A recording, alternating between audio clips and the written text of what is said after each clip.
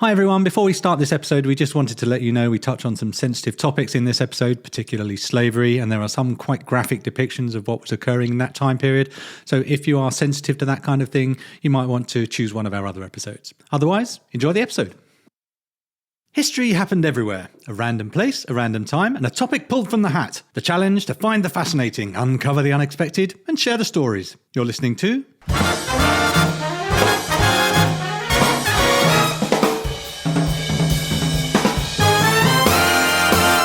History happened everywhere.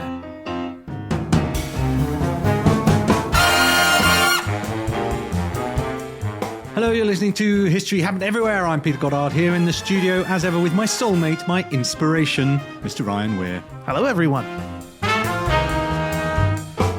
Ryan, last week the Dersolator gave us Procrastination in Benin from 1850 to 1900. Yeah, that was nice of it. Yeah, the big question for me is, do you actually have a show for us today, or have you in fact lived the topic to its full extent and now you've got nothing?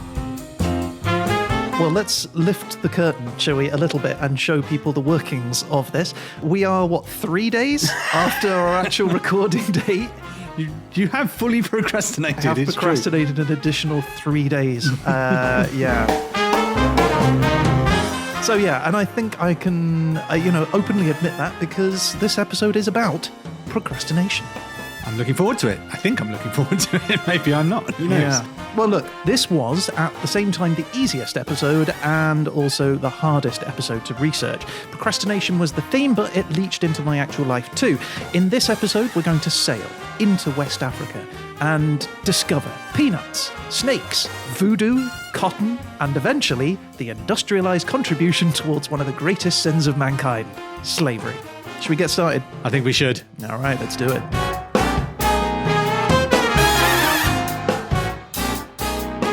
So yes, welcome to the Voodoo Coast, the Venice of Africa. It's the Republic of Benin. Formerly known as Dahomey, Benin is not to be confused with the Kingdom of Benin, or indeed Benin City, both of which are in southwestern Nigeria. If you imagine like me holding up a key, that's kind of what it looks like. So it's kind of like a slim country with the widest part just only 200 miles wide. Wow. 325 kilometers, yeah. It's bordered by Togo to the left, Nigeria to the right. It's got Niger and Burkina Faso to the north, and the Bait of Benin to the south, which is the part of the Atlantic and basically the origin of the country's name. At just 115,000 square kilometers, Benin is 5 times smaller than France. That's remarkable because the other countries in that region, Nigeria I'm thinking of mostly, are massive. Yeah, home to just 11 million people, same amount as Greece. The landscape is coast in the south, then it sort of plateaus and you have flat lands which slope slightly upwards towards a mountain range in the north. So as a country, it's all downhill if you start at the north. Very good way of putting it. Yep, the mountains contain gold though. They have mines there which account for 20% of their exports. Oh, wow. Yeah, it's a good bit of gold. Other exports, cotton, cashews, textiles, and seafood. The south is hot and humid. The north is sort of beaten by the harmattan. Do you remember we talked about that during Mauritania? The blasting wind. That's right, that come off the Sahara. So yeah, if you were to look at Africa, where you've got the Sahara and then you've got like the savannah, the green versus the yellow. Yeah. I've seen that map. Benin is right on that precipice between the two. Oh, right. Yeah, and it's a bit of a problem because a lot of the dust that the harmattan leaves kills off plants, kills off animals, and can cause a whole bunch of other issues. That being said, Benin is home to the largest population of lions in West Africa. Oh, really? Yeah, how about that? Penjari Natural Park is the place if you want to go and see them. I love a lion. I'd be up for seeing a lion. Well, there's more than one. Vodun, or voodoo, it's the official religion. Oh, really? How cool is that? 17% of people still practice voodoo today. The national anthem. Do you want to hear it? I'm hoping for something a bit more exciting than our previous entries in this canon. This is the dawn of a new day. I'm enjoying the upbeatness. It's that martial thing. It is the...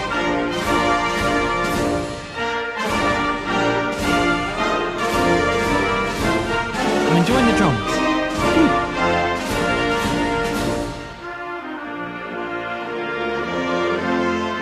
I like this. I think it's good. Do you know what I mean? Like, it's inspirational. Yeah. I feel like it's a new day. It is a new day. Yeah. Bum, bum. There you go. That was the national anthem. Oh, very of nice. Benin. I like that one. Cool. Benin Facts. This is my favourite bit of the show, and you know that, right? I know you love a Benin fact. Well, not even Benin. Any nation, small nation fact. Yeah, I just love a fact. Okay, Benin, it has 121 kilometres of coastline. It's not a huge amount. Not a huge amount, but 21 kilometres, 13 miles, is called Grand Popo and is prime sandy beaches stolen from Togo. So if you follow the map down like a key to the bottom, then there's a bit that shoots out right at the end, a very slither that is on the map. They just go, oh, that bit's ours. They claim that it's to do with the rivers that are nearby or something, and they own the rivers, and so they're taking that. But by river, they mean ditch. So you could essentially live in your house in Togo and kind of look across to the sea. Yeah, not be able to get there. And you'd be like, oh, where's my passport? Yeah. Some believe that if you take a photograph of somebody, it will take part of their soul. So if you're visiting there, make sure to ask to take a picture. Very superstitious culture. They also believe that albinos, people that have, sort of no pigment in their skin, that is a mystical power. In fact, eating a piece of their body is said to give you supernatural abilities. See, that started out sounding like it would be awesome to be an albino in that culture. And then you got to the second part, which seemed a lot more troublesome in terms of your life outlook. Yeah, you're going to want to avoid hanging around groups of people that have knives and forks. Right. That's unfortunate. You'd think you should be lauded around and paraded about the place rather than just consumed. Yeah, that's right. So there you go, Benin Facts. Thank you very much. I know already lots more about Benin than I did before.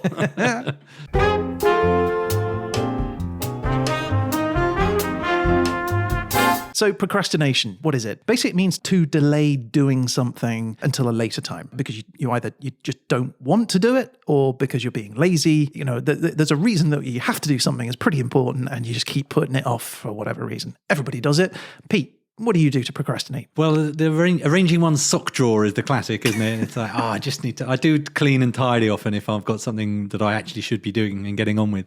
Yes. You often use different tasks to procrastinate rather than saying, it's not really procrastination to say I'll do it later. It's more I'll find something else to do to push back this task that I have to do. Yes. In my mind anyway. Absolutely. And in the past 2 weeks, mine has involved shopping.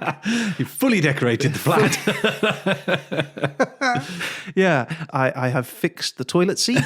I deep cleaned my entire apartment.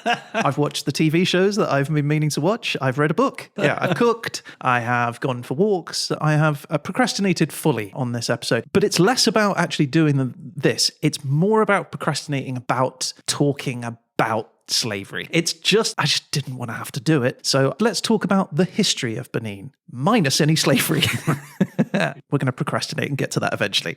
Okay, here we go. So, the history of Benin. It begins with 3 areas which have different political systems and ethnicities. 2 kingdoms start up around about the same time. This is in around early 1100s. The first sets up a home in southern Benin, and it's called the Alada Kingdom. It's an ethnic group known as the Aya, and they migrate from Tedo, a village in Togo, and they come down the Mono River and they settle. There are 3 brothers, Kokpon, Duaklin, and Tiagbanlin. And they rule the region. By 1500, 200,000 people are living there. Wow. In eastern Benin, however, there is the Oyo Empire. Now, the Oyo Empire starts with the prince who lived in modern-day Nigeria, and he makes an agreement with his brother to launch a raid on their northern neighbours for insulting their father. On the way to battle, the brothers quarrel and their armies split up. Now, the prince can't attack the neighbour on his own, so he wanders the southern shore until he reaches a place called Busa. Now, when he gets to Busa, a local chief gives him this large snake with a magic charm around its neck. And the chief says to him, follow this snake wherever it goes until it slithers into the ground. So the prince does that, and he follows the snake, and he founds a new kingdom called Oyo. Okay, I've a number of questions. Yeah. First of which is, whereabouts does a snake's neck begin and end? Do you know what? When I wrote that, I thought, let's talk about the snake neck, because that is where it says, yeah. Because it could be all the way, right? It feels like you could really get to the end and just go, well, that was nothing. It was all neck. Is it all neck? Is it partially neck? I don't know. Yeah, if only we had somebody we could ask. But the most notable kingdom is Dahomey. So 1600, the Fon people settle in the area. So they come quite late to the party. And they start marrying and breeding with the Aya people. Remember them? By 1645, King Hugibadja builds the royal palaces of Abomey. Their second king, Dakudono, is granted permission by local rulers to settle in the plateau. But he wants more land, and so he asks a local chief named Dan, and the chief says, "Should I open up my belly and build you a house in it?" That's a robust response, isn't it? It is. So what does Dokudano do? He kills Dan, and he builds his palace exactly on that spot where he killed Dan. Wow. So yes is his answer. Yes. Demonstrably yes. That's what we're going to do. So Dahomey is therefore derived from the words Dan Xomi, meaning inside of chief belly. Ah. So the kingdom of Dahomey we're going to be talking a lot about, and it means inside the chief's belly.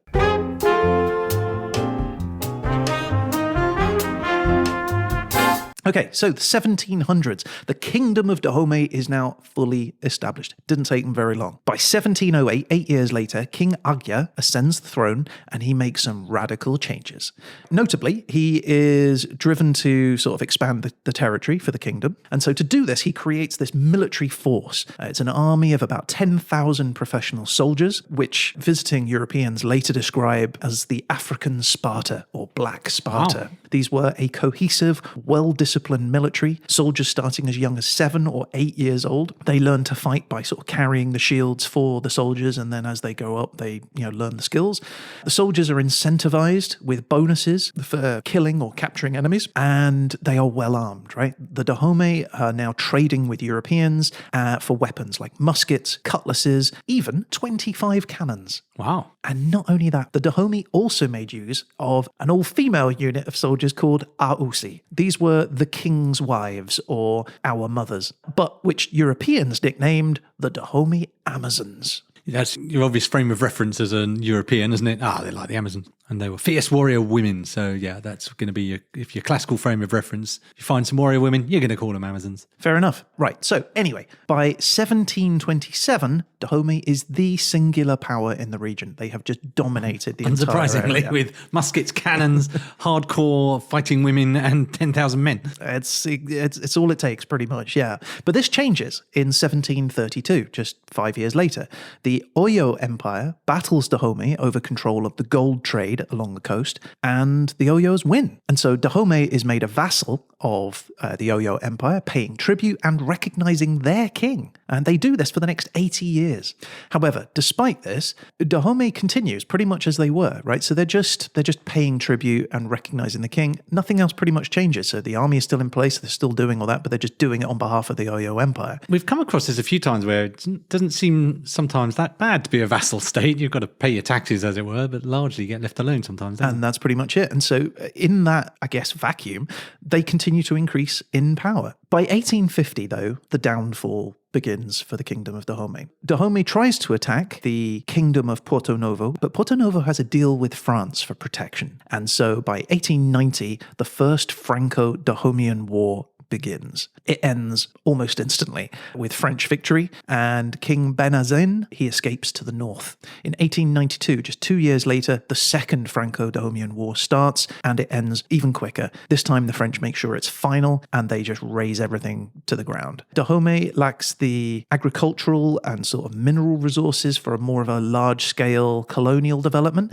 so France just sort of leaves Dahomey untouched, pretty much, in case sort of any future discoveries come along, which means that they can then just build it up again. So did the Dahomeans have any sense of quite what they were dealing with in terms of France? Because you can imagine if all you see of the French is their sort of comings and goings in a port, you think, well, there's only so many of them and they've got a couple of ships, but we've got 10,000 people. And what you don't see is their nation of millions of people back home that they could ship in and at a moment's, well, not a moment's notice, but reasonably short notice. My guess is they fully understood how strong the French were. I think that they misunderstood how much power they had in the region for reasons that we're not talking about because we're procrastinating and not talking about that certain subject right now. Gotcha. So let's come to that bit as soon as we can, as soon as I get round to it. As soon as we finish this procrastinating. Yeah. So, side note, the Dahomey monarchy still exists, but it's like a ceremonial role. They have no say over what happens. After 1900, in 1904, the country is annexed into French West Africa and becomes the colony of French Dahomey. In 1958, French Dahomey becomes a self-governing colony called the Republic of Dahomey. In 1960, 2 years later, independence. By 1975, they're renamed the People's Republic of Benin. And by 1991, they're renamed again as the Republic of Benin. No longer for the people, for some reason. No longer for the people, that's it, yeah. And that's the history. And nothing else sinister happened.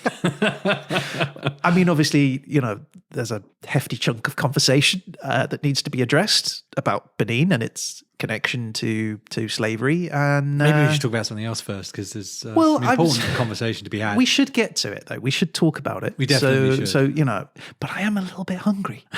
Are you a bit hungry? I'm a little bit hungry, yeah. yes. Do you fancy a little snack? Oh, why not? But I'll only take Benin theme. Okay, well, it just so happens. I should have prepared better for this episode, and instead I spent much of my day today cooking kouli kouli. Kouli kouli is the national dish of Benin. It provides nutrition, protein, and sustenance to the poor and the malnourished. Ooh, that's us. Poor malnourished podcasters. Okay, so what is it? Well, you get ground smashed peanuts and you shape them into balls or like rolls or whatever, and you deep fry them in peanut oil. You mix them with salt, with pepper, some spices. Basically, it's deep fried peanut butter. That sounds freaking amazing. Right, let me get you some. Yes!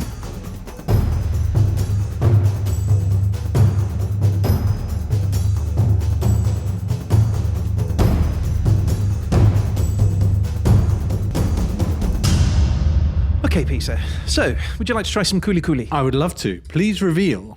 Okay, this was an absolute total disaster. So I bought some raw peanuts. I ground them. I smashed them. I broke my blender trying to blend them. Smoke came from my blender. Oh, my Lord. Yeah. The first real problem was getting the shell, like that paper-thin shell off of the peanut itself, the ground nut. And I read online that the best thing to do is to roast them, which is what I did, and then rub them in between your hands, and that sort of breaks that paper shell off of the peanut itself. And then you get a hairdryer on cold setting, and you blow the peanuts in a tray, and all the shell goes flying out. Did you fire peanuts across your room? Yes. This entire apartment was covered in peanut shell. I spent a good hour cleaning up. Yeah. Anyway, so then you have to squeeze all the oil out of it, and that's a process that takes about an hour, and then deep fry the bit that's left in the oil itself from that. Anyway, pictures will go up on our website. It was a disaster. This is the best bits that were left. Well, it looks pretty good, actually. When I first saw it, it looked kind of like, do you know when you do bubble and squeak, you kind of fry up smushed up potato, really? It's got that kind of crispy colour to it. It looks like an onion bhaji to me. Now I've picked it up, it feels a bit more like a crisp cookie. Yes, a cookie is a very good way of describing it. So I'm going to have a bite. Go for it. It is quite a lot like a cookie. I have to say, that's rather nice. No, that's really tasty, actually. You're going to want a drink to go with it, so 1 second.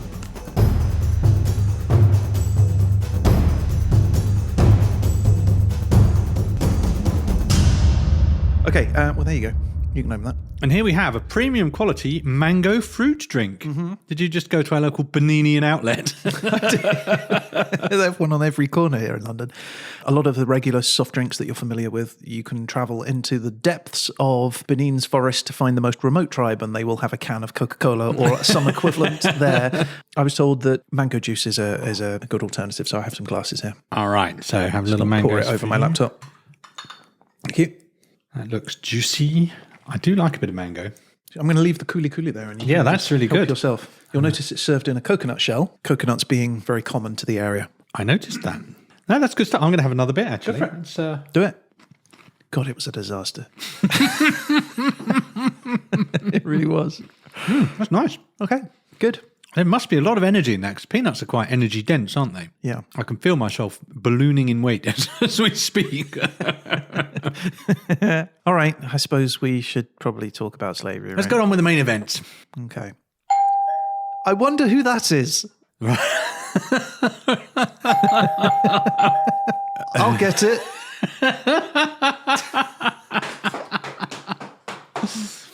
So, Pete, we have some guests. Well, obviously. Yeah. This is Trisha and this is Tom. Hello, nice to meet you. Hello, nice to meet you.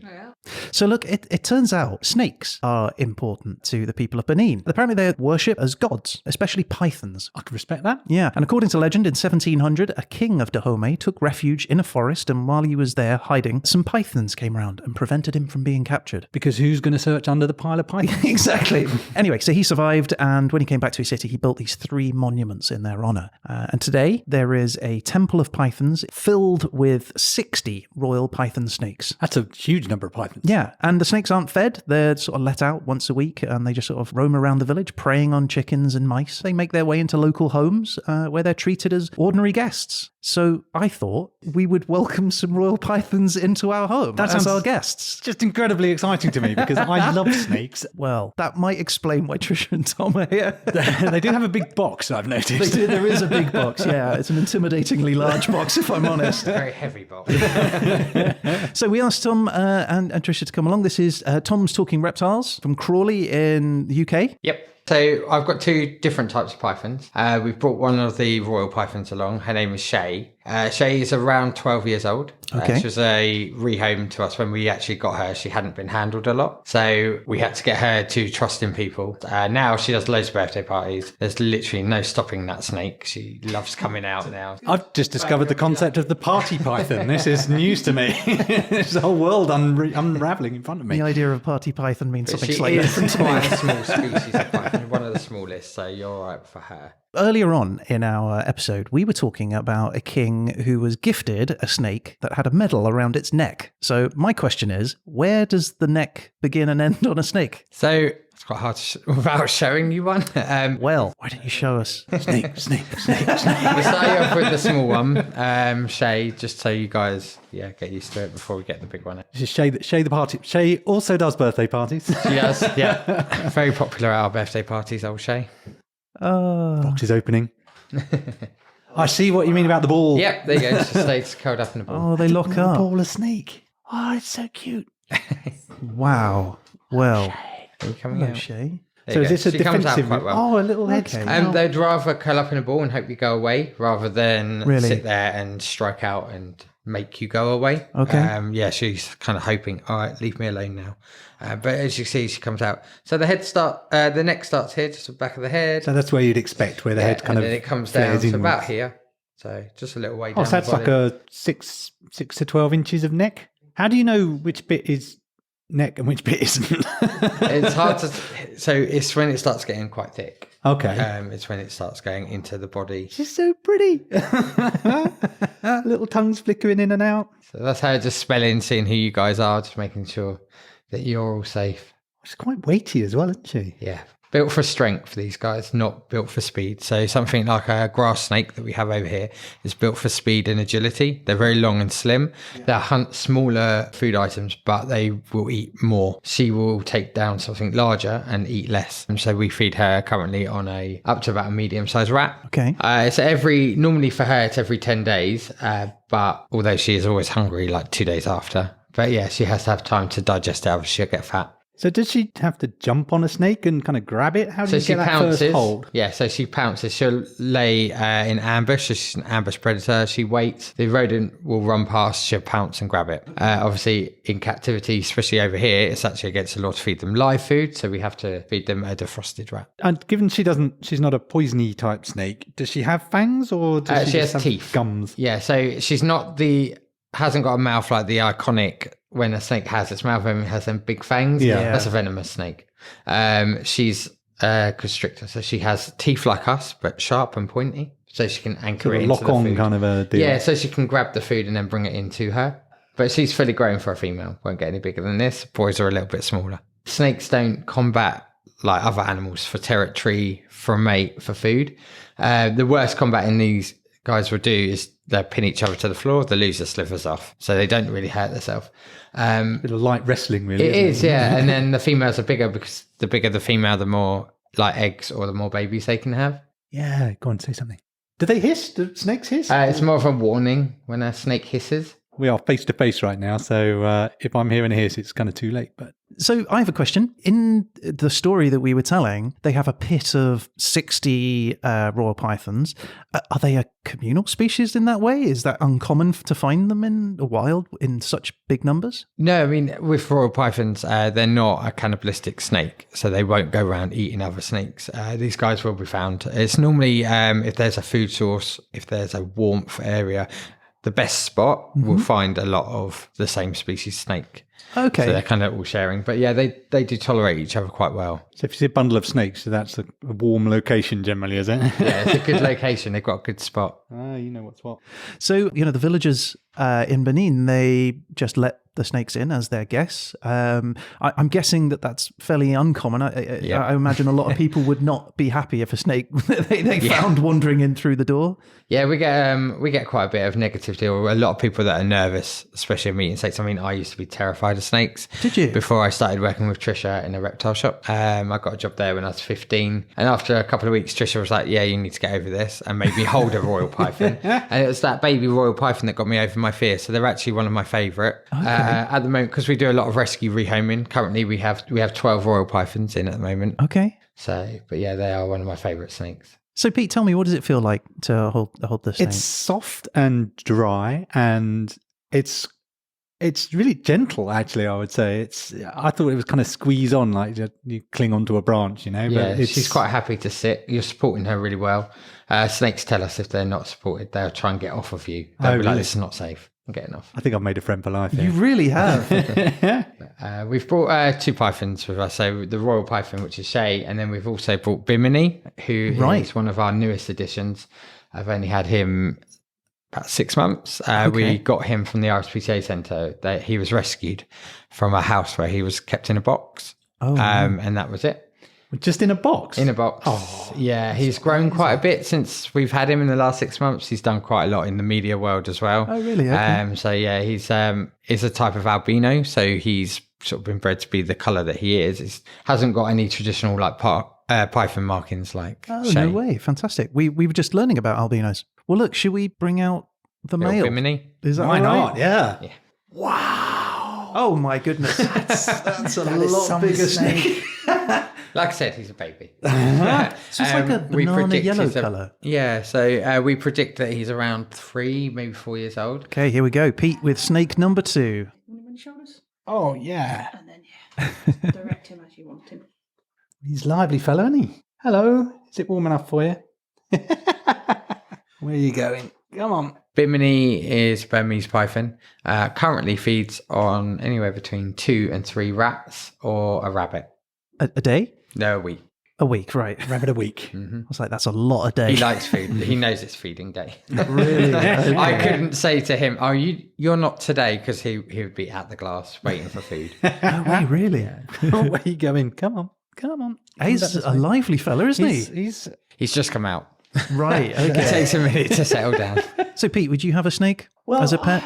I worry that I wouldn't be able to look after one properly, and I think you really need to take these things seriously. This is a beautiful creature, and it needs to be cared for properly. So I don't think I would, but I would love a neighbour with a snake. Because they are lovely. Oh, he's well lively, this chap, isn't he? I'm nervous about squishing him, which is a bit ironic, really. No, you guys have done really well with them. Normally, guys don't come in the room. Well, they are absolutely beautiful creatures. If you want to get yourself a snake, make sure you're absolutely certain as to what you're getting into. It sounds terrible that a lot of your snakes are coming from a rescue background, but love your snake. I think that's what we've learned. All right, Tom, Tricia, thank you so Amazing. much. Thank but we have you. procrastinated enough. We need to get back to the topic at hand. All right. Thank you you very so much. much, guys. This has been great.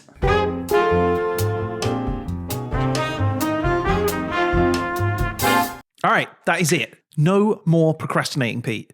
All right? I mean, we just can't procrastinate anymore. We On just with the gotta do main it. event. I mean, literally, there's nothing more else that I can procrastinate with. We have to talk about slavery. So here we go. The slavery trade. So Europeans, they arrive in 1472. Any idea who arrives first? Was it Columbus.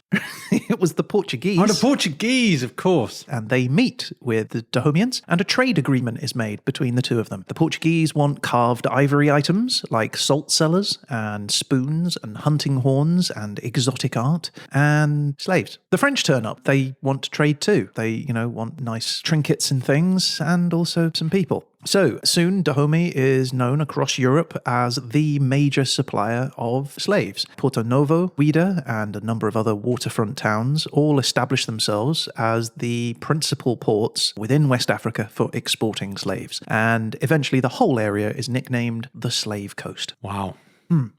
So then the Americas enter the chat, and demand for trading increases exponentially. In August 1619, the first shipload of captives arrives in North America at Jamestown in Virginia. By 1680, there is an explosion in the number of African slaves brought over. Prior to then, it had been European slaves, but from 1680 onwards, it turned to the African market. So by mid-1700s, at the start of the American Revolution, slavery is now common across all 13 colonies, with 3 million captive Africans having now arrived. Imagine that. 3 million human beings. That's crazy now. Across 13 colonies, yeah.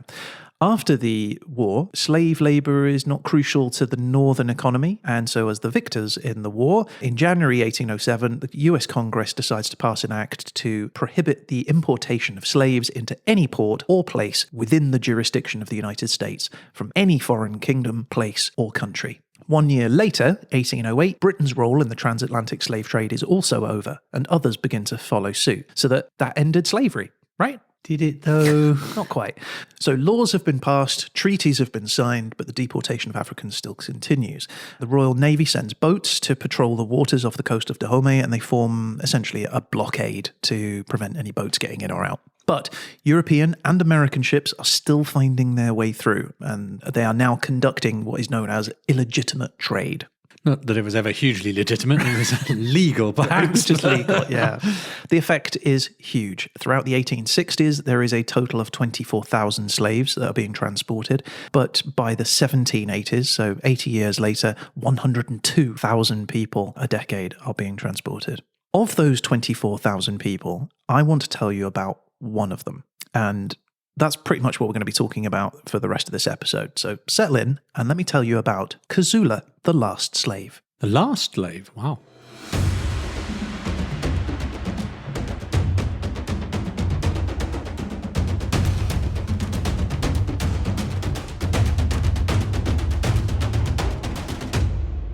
In 1852, following international pressure, the King of Dahomey agrees to abolish slavery. Slaves had been selling for about $50 to $60 a head at Ouida, his slave port, and the King of Dahomey was earning an estimated around about £250,000 a year selling captives. That's wealth, that's power, that's prestige, and that is authority. So it's no surprise that just 5 years later, in 1857, the king changes his mind. And on November 9th, 1858, a local newspaper in Alabama reports, "The King of Dahomey was driving a brisk trade at Ouida."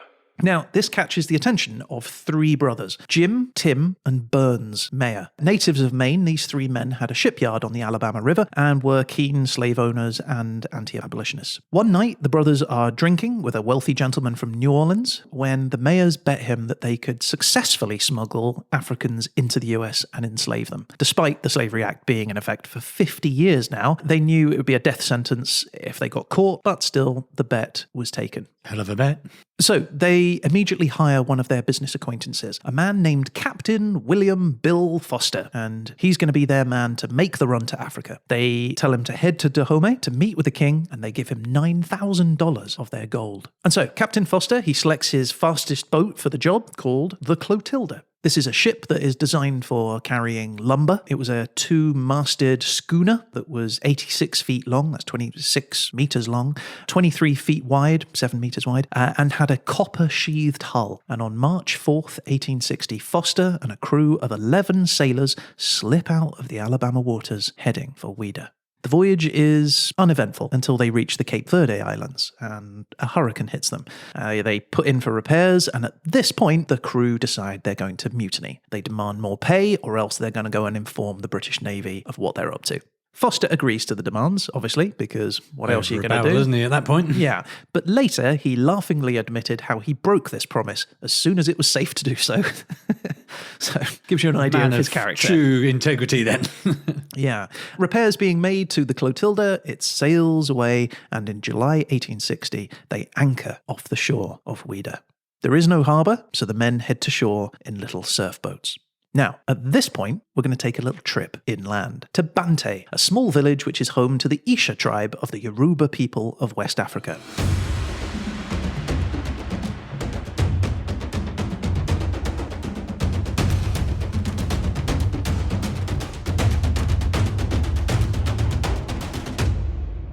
One member of the community is a bright young man called Kasula. Kasula is the second child of Fondlolu, the second of his father's 3 wives. Kasula had 5 siblings and another 12 from his father's other 2 wives. As a child, Kasula would grow up playing games with other children, wrestling with them, competing to see who can run the fastest. They would climb trees, collect coconuts, hunted pineapples and bananas just by their smell, he said. In the evening, they would sit around whilst their mothers would tell stories about all of the animals that lived in the forest around them. At 14, Kasula is trained to be a soldier. His people are like agricultural, right? They're peaceful farmer folk, but they still need to be able to know how to defend themselves, so he's trained how to defend the town. At 19, Kasula is undergoing the initiation for marriage. Basically, he finds a woman that he falls in love with. Her father is then paid 2 of everything that Kasula's family has. 2 cows, 2 sheep, 2 goats, 2 chickens, 2 yams, maybe a little bit of gold as well. So things are looking up for Kasula.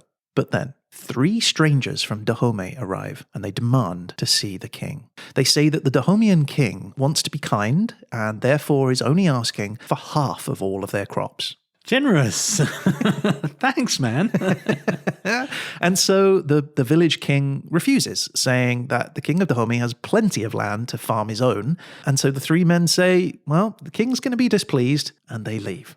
By daybreak the next day, as people are waking up, the great gate to the village is smashed open and a great wave of soldiers rush in, wielding guns and knives.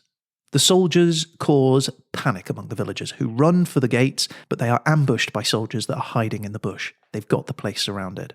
The soldiers focus on the old people first. They saw at their necks with a knife until, with a single twist, they could tear their heads clean off. Female soldiers catch the village children and tie them up by their wrists. Some unfortunate villagers have their jawbones ripped out while they are still alive and left to die slowly, writhing in agony. Oh, my lord. Kasula witnesses all of this, and he tries to run but is grabbed and he's tied up as well. Kasula begs to help find his mama, but he's ignored. The village king is brought out before the king of Dahomey, and his head is also removed. Kasula doesn't see his family after that. Later, he would say that whenever he thought about them, he'd try not to cry, but his eyes wouldn't stop crying, and that he had tears run down inside me all the time. I can see why he wanted to procrastinate this back. This is hard going. Yes. Because this was a dawn attack, Kasula and his people are made to walk throughout the entire day, tied in a line under the blazing sun. As they walk, the king of Dahomey, however, is carried alongside in a hammock, surrounded by his soldiers, each of them carrying the heads of 2 or 3 people that they'd killed. Days pass as the captives walk to Dahomey. The smell of the rotting heads gets so bad that the soldiers have to smoke them over a fire in front of all of the captured villagers. After 9 days, they arrive at the king's palace in Dahomey. Kasula is struck by the amount of skull bones which decorate the palace. The captives are led to Ouida, and he's led to what is known as a barracoon, which is a Catalan word, a Portuguese-Spanish word for hut, and it's basically a slave warehouse where the captives were kept in captivity, fed very little, and only allowed sort of limited exercise. A prison, essentially. Many died in the barracoon, some from the hardship of their capture, some due to diseases, and some just from grief and heartbreak. After 3 weeks of living in these conditions, a man walks into the barracoon and Kasula is shocked. He has white skin, something he's never seen before. This man is Captain Bill Foster of the Clotilda.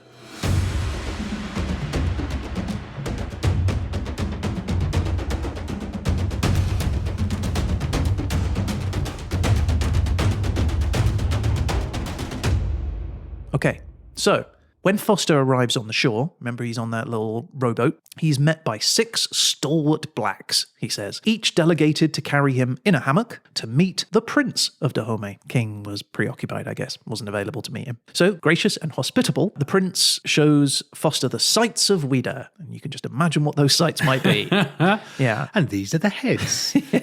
Foster is super impressed by what he sees. He says that the great wealth that the prince is surrounded by is just incredible. He says that he's taken by this large square room that is filled with thousands of snakes, collected there for ceremonial purposes. Must have been quite impressive to see. Foster's company is so pleasant that the prince grants him a present. He says, here, have a person. One that is superior wisdom and exalted taste designated as the finest specimen.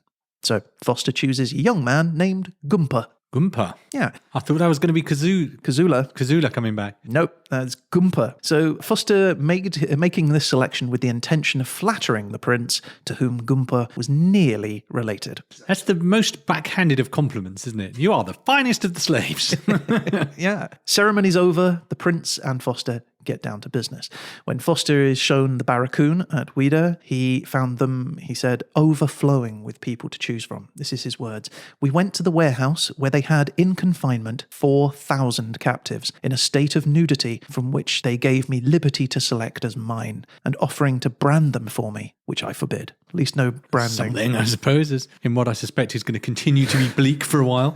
Yeah. So through the prince's translator, the people are separated by gender. Everybody is next made to stand in circles, 10 people in each circle. In one of the male circles is Kazula. So Captain Foster walks around these circles of captives, looking hard, he says, at their skin, their feet, their legs, and their mouths. He starts to make his selection. For every male, he chooses a female. Eventually, he's identified 130 men, women, and children, Kazula being one of them. Foster and the prince leave to finalise the payment. Foster pays for a total of 125 men, women and children in the end, buying each for about $100. So for Kazula and those selected by Foster, they're brought a lot of food. Basically, they're told that they're going to leave the barracoon. So there's kind of like this weird mix where they welcome this feast because food has been scarce so far. But afterwards, there's like huge amount of tears between them because, well, Kazula and the rest don't want to leave their people in Dahomey to what could be an uncertain future. So with the sail complete, Foster is carried in his hammock across a shallow river to the beach, through the surf, and back by surfboat to his ship. The 126, in quotes, pieces of property follow behind in additional surfboats. As Kazula and the slaves board the Clotilda, bearing in mind he's never seen the ocean before, this is... It's a major lifestyle change, isn't it? Major change, yeah. Each of the captives, to their horror and shame, are stripped naked and led below decks into the cramped, dark and manacled boat. Oh my lord, that must be horrendous.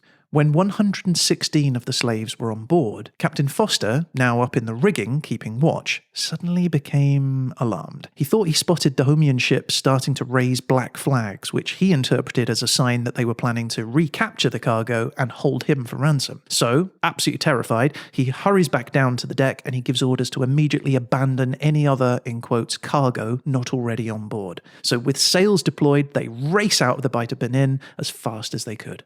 On day 2 of the journey to America, an English cruiser chases them, but they escape. Over the next 13 days, Kazula and the rest of his people remain naked, chained, and in the dark, with zero room to move. Rocking about in a belly of a boat on top of all that. Exactly, yeah. And the Clotilda, just so we know, had more space than most slaver ships. Most slaver ships had 2.5 to 3 feet in height, whereas the Clotilda had about 5 feet. You couldn't stand up, you can barely crawl.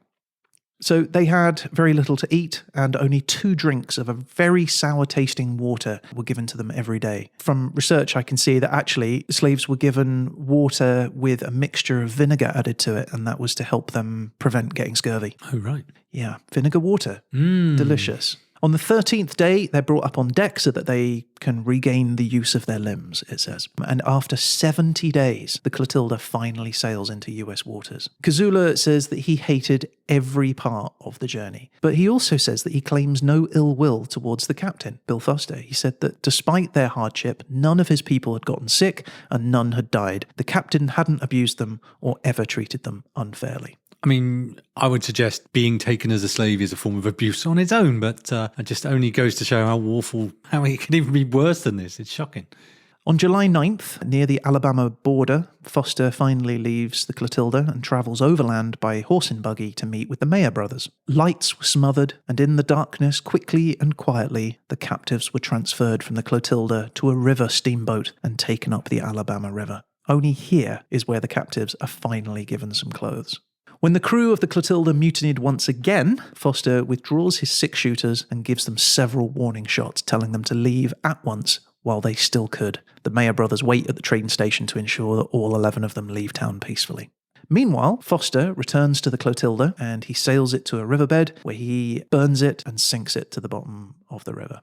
Now, the Africans couldn't legally be registered as slaves because they were smuggled, so to Kasula's horror, they are then split up, divided between the different owners. So Jim Mayer, he took 32 of the slaves, including Kasula. Jim couldn't pronounce his name, Kasula, so Kasula said that if he was his property, then you can call me Cudjo, and thereafter his slave name became Cudjo Lewis. Tim Mayer took 8 of them, Burns Mayer took 10, and Captain Foster also took 10. Kasula said at this time that his grief was so heavy that he couldn't stand it. Being parted from one another and crying for home, he says that he nearly died in his sleep, dreaming about his mama.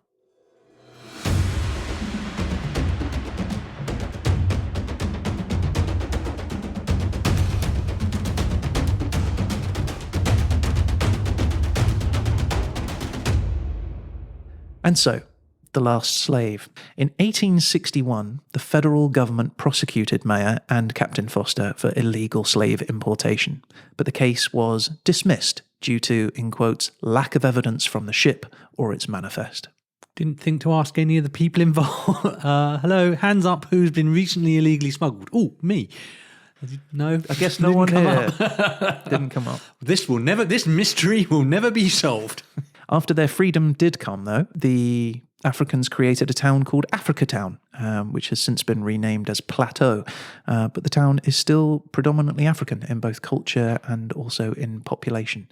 Kasula outlived all the other captives from the Clotilda, becoming known as the last slave in America. His own words were immortalized in this incredible book, Barracoon, by Zora Neale Hurston, which is where I've been able to capture a lot of this information in his own words. Kasula lived for 67 years as a free man in Africatown in America, the only man alive who had the memory of his African home, the horrors of the slave raid, the barracoon, and life in slavery. In May 2019, the Alabama Historical Commission announced that the wreck of the Clotilda had been found. Oh, wow. Yeah, and work is now underway to preserve the remains, which is now immortalized as the last known slave ship to the United States of America.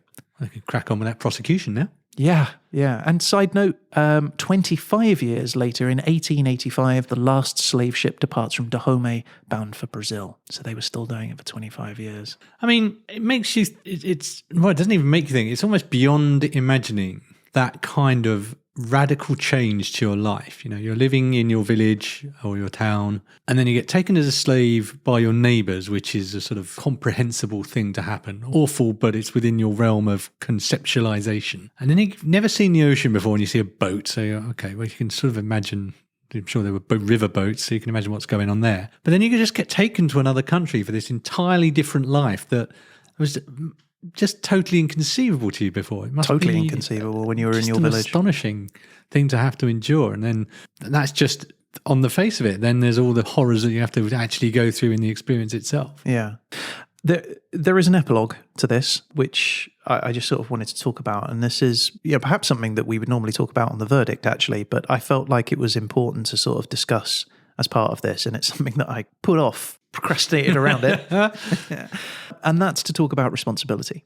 So the slave trade, I think we can agree, one of the more dramatic chapters in the story of human existence. It's probably not an exaggeration to say that slavery is incredibly complex, emotional issue, especially for those that live in the west coast of Africa. On the one hand, West Africans regard slavery as one of the great crimes in human history. On the other hand, they're kind of proud that their own ancestors weren't slaves. it sort of raises this sort of dicey question of responsibility and who should take the blame. Now, the obvious answer is that the European powers are accountable. We're talking about a period of 400 years. Over 12 million Africans were transported. That's an average of 82 people a day for 400 years. And that doesn't even include the 1 to 2 million Africans who died during the passage across the Atlantic. But Africans had also practiced slavery for hundreds of years before white people arrived. They raided other tribes, they made human sacrifices of the conquered, and they enslaved others for their own use. Most slaves were women, working as sort of servants or concubines, and while they could eventually become members of their owners' families, that could take generations, so it wouldn't be necessarily in their own lifetimes.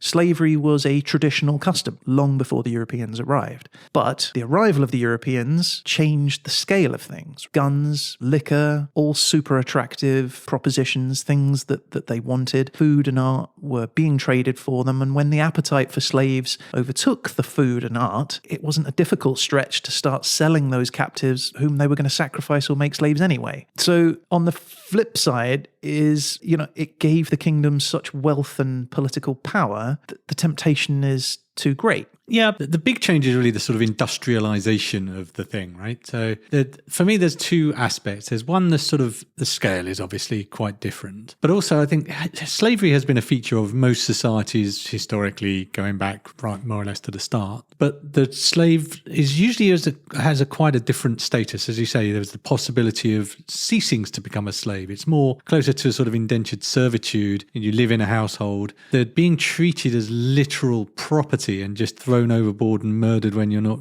useful anymore seems to be something that was more applicable to the transatlantic slave trade than the slavery that was going on previous to that. I mean, you can't overlook the fact that the Dahomians were wandering back from town with severed heads in their hands, right? It's all too easy to kind of say, oh yeah, they didn't know what was going on, but I suspect you know what's happening when you're beheading someone and taking their head home. You know what you're doing. You can't really say these guys had no idea. You're right. I think it does come down to sort of the scale of that appetite for slavery. The king of Dahomey had to maintain a sufficient slave supply, so he had to instigate wars and lead raids on his neighbouring communities with the sole purpose of filling his royal stockade with captives, right? He had to keep doing that to maintain the industry. Yeah. Eventually, the Dahomians then, are undertaking these widespread raids right across West Africa and bringing in millions of captives to the coast that they can sell as slaves. In fact, a 17th century trader said that wars make gold scarce, but Negroes plenty. And one argument is that all Africans and their descendants have been and continue to be predatory victims of European culture. An example being that drug barons shouldn't be blamed because drug addicts are partly responsible for their crimes, right? But that diminishes Africans in the guise of defending them because they're not passive victims in this.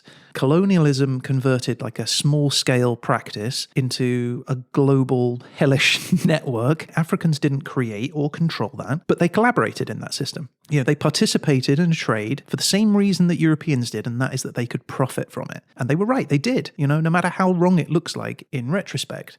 In the book, Barracoon, Kazula is quoted. At the end of his life, he says, "The white people held my people in slavery in America. They had brought us, it is true, and exploited us. But the inescapable fact that stuck in my craw was that my people had sold me and the white people had bought me. That did away with the folklore I had been brought up on, that the white people had gone to Africa, waved a red handkerchief at the Africans, and lured them aboard ship and sailed away." And many different peoples of different colours, cultures, they've all got their hands dirty with slavery, as you said, and that's important because it sort of becomes like this shared duty amongst all of us to try and challenge and change that injustice as it is today, because Africa is still the epicenter of modern-day slavery. The sex trade, forced labour, and child slaves are all actively underway in African countries today. In 2018, for example, about 9 million Africans lived in servitude without the choice to do so. You're talking about Chad, Congo, Ethiopia, Ghana, Togo, Benin, Madagascar, Mali, Mauritania, Nigeria, Sudan, South Africa, and just last year, 2021, an estimated 200,000 children were sold by their parents into unpaid servitude for just $30 each. In 2009, Barack Obama brought his family to visit Barracoon. And after the visit, he spoke of the impact on his 2 teenage daughters. And he said, hopefully one of the things that was imparted to them during this trip is their sense of obligation to fight oppression and cruelty wherever it appears. Yeah, I think as soon as you start to colour code right and wrong and assign it to any given group of people, you lose the thing that should unite us all, which is the humanity that we all share. So as soon as you either say one side is responsible or not responsible because of their ethnicity and location, you're missing out on seeing the bigger picture. I feel like that you should say it should be evident today that, you know, slavery is something that we should all be quite happy to agree is something that should be wiped out wherever possible. Absolutely, completely agree. Anyway, that's it. I'm sure we'll have lots more to talk about on next week's The Verdict. But that's the story that I've got to tell for you today. That was a very interesting story. Thank you very much. It was heavier going than our traditional light drift through history, but that's the nature of the topic, and we have to face into some difficult tasks and topics sometimes. As much as you try to procrastinate and get away from doing so. You did your very best to push that, but you had to face into your duty in the end. There you go.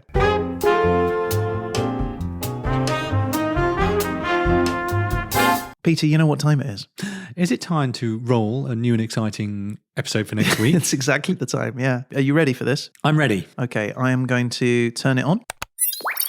Oh, that's sounding good. Okay, Peter, your country is... I'm so scared. Slovenia. Slovenia. Ooh. We haven't done Slovenia? I once went to Slovenia where they told me that you can't spell Slovenia without love. That's a very good point. Okay, and, well, you need a time period then, don't you? I do. Okay, and your time period is... Wildcard. Wildcard. Excellent. Explain the rules for wildcard. Rules for wildcard are I have 1 minute to decide what time period I want to choose after we have rolled all of the other elements of the next show. That's right. Okay, so let's move on to the next one. Topic. Your topic is... light. Light. So the timer starts now. Oh, now do I want to do something electric? Because electric light could be interesting. We could laser light shows. That's probably a more modern thing. Shall I go more recent?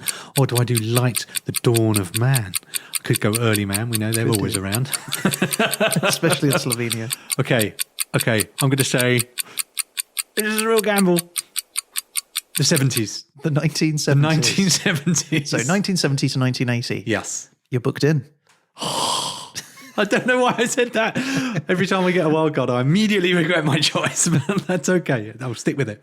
Okay, so it is going to be light in Slovenia between 1970 to 1980. Good luck, Peter. Thank you very much.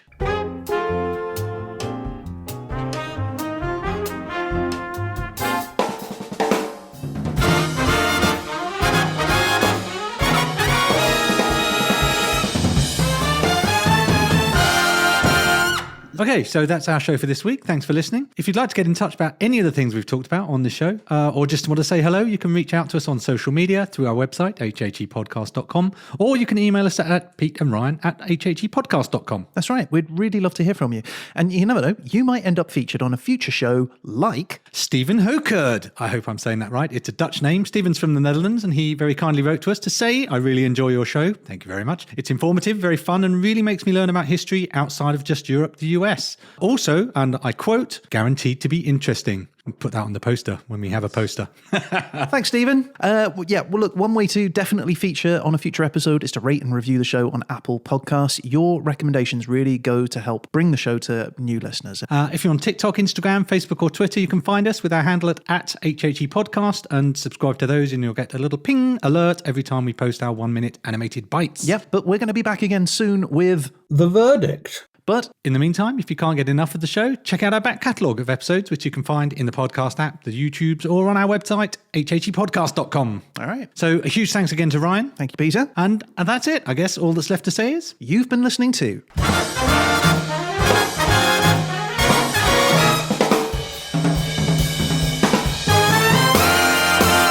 History happened everywhere.